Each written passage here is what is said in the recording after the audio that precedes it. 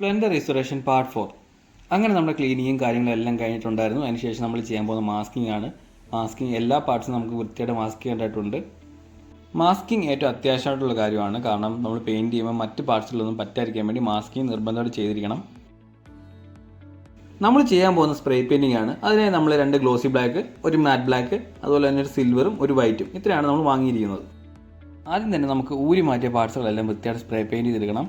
അതിൽ ആദ്യം നമ്മൾ ചെയ്യാൻ പോകുന്നത് സൈലൻസറാണ്. സൈലൻസർ അത്യാവശ്യം ഫുള്ള് തുരുമ്പ് കാര്യങ്ങളാണ്, അതുപോലെ നല്ലോണം പെയിൻറ്റ് ചെയ്തെടുക്കണം. അത് കഴിഞ്ഞിട്ട് നമ്മൾ ചെയ്യുന്നത് ബാക്കിലത്തെ ഗ്രാബ് ഹാൻഡിലാണ്. അത് വൃത്തിയായിട്ട് സ്പ്രേ പെയിൻറ്റ് ചെയ്തെടുക്കണം. അങ്ങനെ നമ്മൾ പെയിൻറ്റിങ് കഴിഞ്ഞിട്ട് ഉണങ്ങാൻ വെക്കുകയാണ്. ആ ടൈം കൊണ്ട് നമുക്ക് ബാക്കി പെയിൻറ്റിങ് ചെയ്യാം. അടുത്തായിട്ട് നമുക്ക് എഞ്ചിനിൽ നിന്ന് തുടങ്ങാം. നമ്മൾ എഞ്ചിൻ പെയിൻറ്റ് ചെയ്യുന്നത് മാറ്റ് ബ്ലാക്കിലാണ്. മാറ്റ് ബ്ലാക്കിൽ ഫുള്ള് വൃത്തിയായിട്ട് പെയിൻറ്റ് എടുക്കുകയാണ്. എഞ്ചിൻ്റെ 2 സൈഡ്, ഫ്രണ്ട് സൈഡ്, അതിൻ്റെ അകത്ത് ബോൾട്ട് കാര്യങ്ങൾ എല്ലാം നമ്മൾ വൃത്തിയായിട്ട് തന്നെ സ്പ്രേ പെയിൻറ്റ് ചെയ്തെടുക്കുന്നുണ്ട്.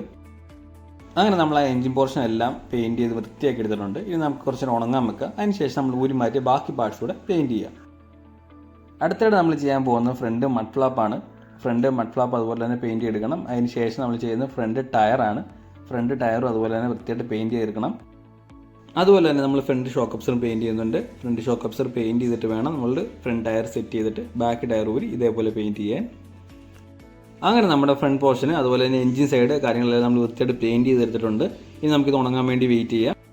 അങ്ങനെ നമ്മുടെ പെയിൻറ്റ് ഉണങ്ങിയിട്ടുണ്ട്. നമുക്ക് അടുത്തായിട്ട് ഫ്ലാപ്പ് ഫിറ്റ് ചെയ്യണം. ഫ്ലാപ്പ് ഫിറ്റ് ചെയ്തിട്ട് ടയറും സെറ്റ് ചെയ്തിട്ട് വേണം നമ്മൾ ബാക്കിലെ ടയർ ഊരിയെടുക്കാൻ. ഇനി നമുക്ക് ബാക്കിലെ ടയർ ഊരിയെടുക്കാം. ബാക്കിലെ ടയർ ഊരിയെടുത്തതിന് ശേഷം വേണം നമുക്ക് സിങ്യാമ പെയിൻറ്റ് ചെയ്യാൻ. അതിനുശേഷം വേണം ബാക്കിലെ ടയർ നന്നായിട്ട് റബ്ബ് ചെയ്ത് അതുപോലെ തന്നെ അത് വൃത്തിയായിട്ട് പെയിൻറ്റ് ചെയ്തെടുക്കണം.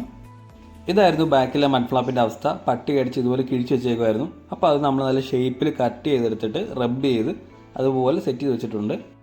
അതിനുശേഷം നമ്മൾ മഡ് ഫ്ലാപ്പ് കൂടെ പെയിൻറ്റ് ചെയ്തെടുത്തിട്ടുണ്ട്. അങ്ങനെ നമ്മുടെ പെയിൻറ്റിംഗ് വർക്ക് ഓൾമോസ്റ്റ് എല്ലാം കഴിഞ്ഞിട്ടുണ്ട്. അപ്പോൾ നമ്മൾ എല്ലാ പാർട്സും ഓൾമോസ്റ്റ് എല്ലാം നമ്മൾ നന്നായിട്ട് പെയിൻറ്റ് ചെയ്തെടുത്തിട്ടുണ്ട്. അപ്പോൾ നമുക്കിത് ഉണങ്ങാൻ വേണ്ടി വെയിറ്റ് ചെയ്യാം.